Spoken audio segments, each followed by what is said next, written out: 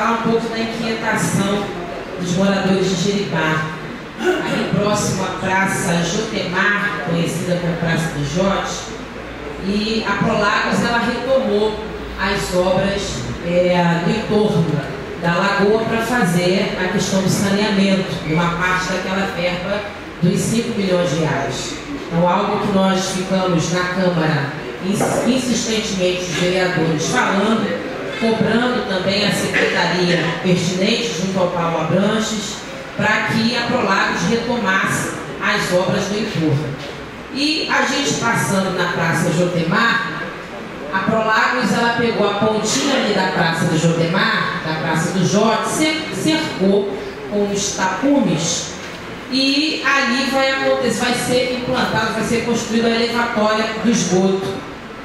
O pessoal começou a me procurar porque algumas pessoas insatisfeitas justamente em dizer que a praça é o local onde as crianças brincam, próximo ali do parquinho onde as crianças brincam, onde tem os bancos, onde as pessoas ficam sentadas. E eu falava com o Paulo Abranches, perguntei para ele por telefone mesmo, mas Paulo, por que ali? E o secretário ele me explicou o seguinte: para construir a elevatória tem que ser no ponto mais baixo. E aí caiu de justamente ser na pontinha da praça.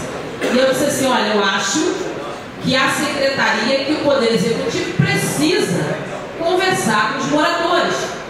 Antes de chegar a impor, tem gente que escreveu lá e disse esgoto aqui não.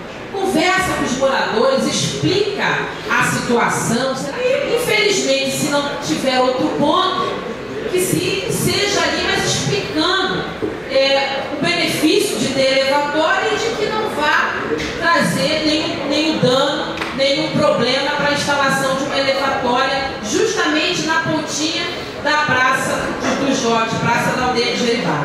Ele me propôs chamar a comunidade para conversar.